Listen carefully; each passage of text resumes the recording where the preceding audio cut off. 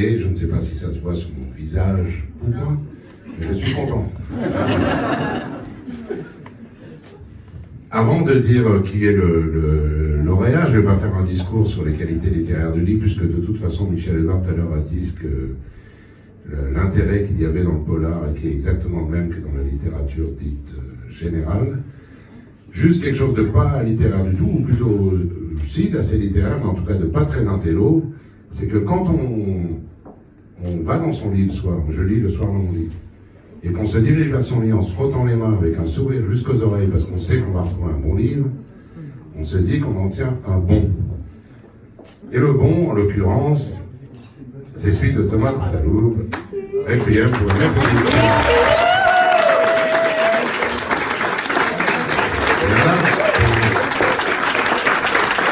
Et alors,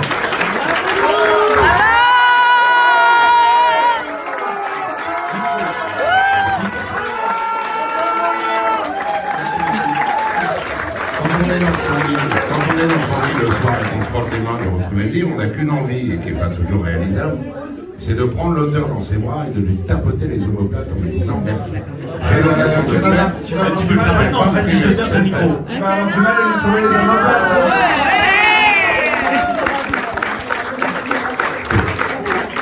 Tu vas avoir du mal à lui trouver les omoplates quand même. Hein.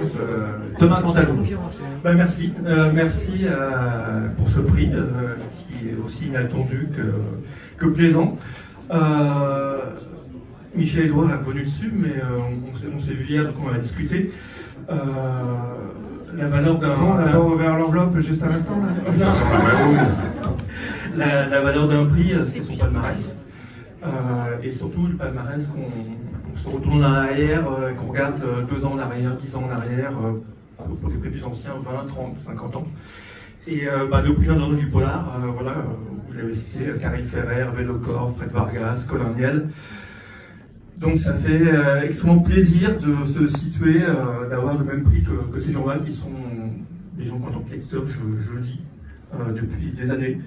Et donc j'espère que les libraires de Centre culturel de Clam ne se sont pas trompés et que ça ne sera pas l'erreur de casting. Non. Donc voilà, merci. Alors, je vais en profiter, puisque j'ai le micro, pour remercier quand même un certain nombre de gens. Vraiment. Voilà, les premiers que je voulais remercier, c'est ma famille. En commençant par mes grands-parents. Puisque mes grands-parents étaient ouvriers, employés, comme on dirait aujourd'hui, d'origine modeste, mais je les ai toujours connus en train de lire. Ils avaient toujours des livres, que ce soit des manuels de jardinage, des romans noirs, des romans de rose, de la littérature, des prix Goncourt, des choses comme ça. Donc j'ai toujours connu en train de lire. Ensuite, mes parents, qui m'ont donné accès, comme vous, à une bibliothèque où il y avait de tout. Les grands classiques, les cornets qui avaient déjà été lus 15 fois par les divers membres de la famille, des livres plus récents. Et puis surtout, les livres, c'était un des rares objets que je pouvais demander en cadeau et on ne disait pas non, t'as déjà eu un cadeau ou non, achète-le toi ton argent de poche. Les livres, on les achetait, donc voilà, j'en profitais. Et puis, plus proche de moi, je voulais remercier ma compagne et ma fille. Qui sont de très grandes lectrices. Ma compagne étant en plus une excellente relectrice, puisqu'elle a relu à manger et corrigé et ma fille, qui est une encore plus grande lectrice aussi, qui m'en veut beaucoup parce qu'elle n'a que 12 ans et je lui ai toujours interdit de lire le livre, donc elle n'a pas encore lu. Et donc elle m'a promis qu'elle se vengerait en écrivant elle-même un best-seller qui n'en fait plus, comme on dit. Moi j'ai une petite question, parce qu'on en parle beaucoup en ce moment, c'est l'Algérie. Pourquoi avoir choisi l'Algérie et l'indépendance algérienne comme trame? Eh bien parce que justement, ça me permet de parler d'Algérie, c'est une bonne occasion. Non mais quand tu l'as décidé, c'était pas dans l'actu, c'était il y a... Non mais c'est notre histoire, enfin, c'est ça, c'est notre histoire. Et il se trouve que moi j'ai une infime connexion avec l'Algérie, qui est que mon père a été coopérant d'Algérie après la guerre, et il a été ingénieur au service des eaux de la ville d'Alger. Il a connu l'Algérie, il m'en a parlé un peu. Mais voilà, mais surtout, moi je suis parti en fait de notre actualité aujourd'hui, qui est une actualité qu'on connaît, faite de discrimination à l'égard des populations immigrées, de racisme, de violence policière, de corruption politique, qui ne sont pas propres à la France, hein, ça existe dans de nombreux pays, mais je suis parti ça en disant, voilà, allons voir un peu où ça remonte. Et un des points où ça remonte, pour moi, c'est ce qu'on a début de la 5e République, entre 1959 et 61, qui sont les deux début et la fin du livre. Et donc voilà, ça m'intéresserait de voir ça. Et l'Algérie aujourd'hui, qu'est-ce qui se passe? Ce sont des gens qui ont acquis leur indépendance, ils ont conquis leur indépendance quand le livre s'arrête, en 62. Et aujourd'hui, qu'est-ce qu'ils font? Ils demandent des comptes à leurs dirigeants en disant mais qu'est-ce que vous avez fait de notre lutte d'indépendance? Qu'est-ce que vous avez fait de notre révolution? Et eux, ils demandent des comptes dans la rue. Moi, je demande des comptes dans un polar, c'est pas voilà. Eux, ils demandent des comptes dans la rue, ce qui est infiniment plus courageux. Et donc, je leur souhaite vraiment, effectivement, de tout cœur de réussir et d'aller jusqu'au bout, au-delà de ce qu'on a dit hier. Voilà. Thomas Contalou. Bravo! Moi aussi, je veux dire, parce que sinon, quand je suis maquilleur, j'ai essayé des livres partout chez moi. Mes parents étaient profs, il y avait des livres partout. Et pour la petite histoire, je vous le dis comme ça, on ne raconte pas son âge, mais je suis né le 5 juillet 62, le jour de l'indépendance de l'Algérie. Voilà, c'est comme ça. Je n'y suis pour rien, pas d'aplomb. La soirée n'est pas terminée, je vous signale qu'il y a un photocall, il faut que je dise ça, photocall polar pour se prendre en photo, pardon du pléonasme, là encore, il y a quelque chose à gagner.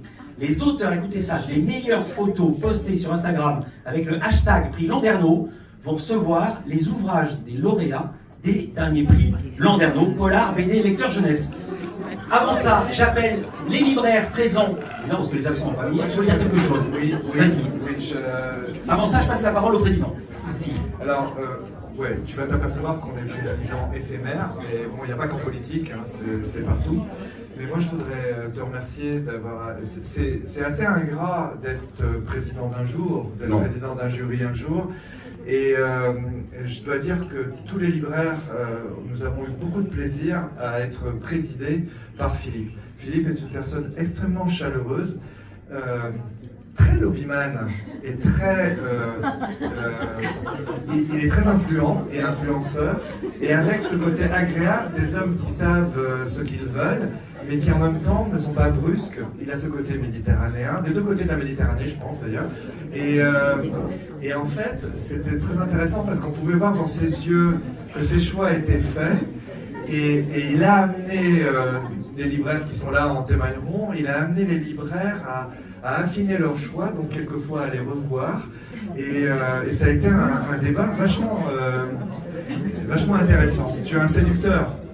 C'était une expérience vraiment agréable pour moi, et puis surtout, comme je disais, on fait des discours, etc., mais c'est un livre absolument formidable et passionnant, et drôle, et dramatique, et tout ce qu'on... Et c'est vraiment un livre formidable, donc ne venez pas ici juste pour boire un coup, lisez aussi après le livre, parce que vraiment c'est un... Et toi, tu es quelqu'un qui lit beaucoup de polars?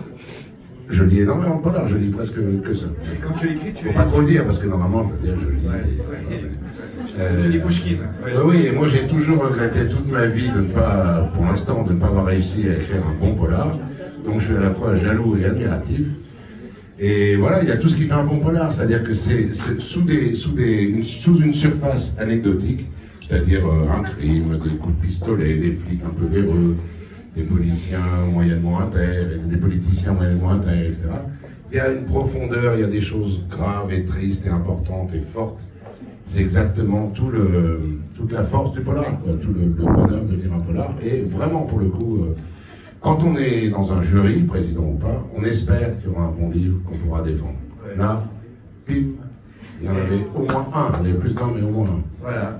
Et non, mais il y avait d'excellents polars dans la sélection, et on a les vieux rockers nostalgiques de l'Amérique aussi.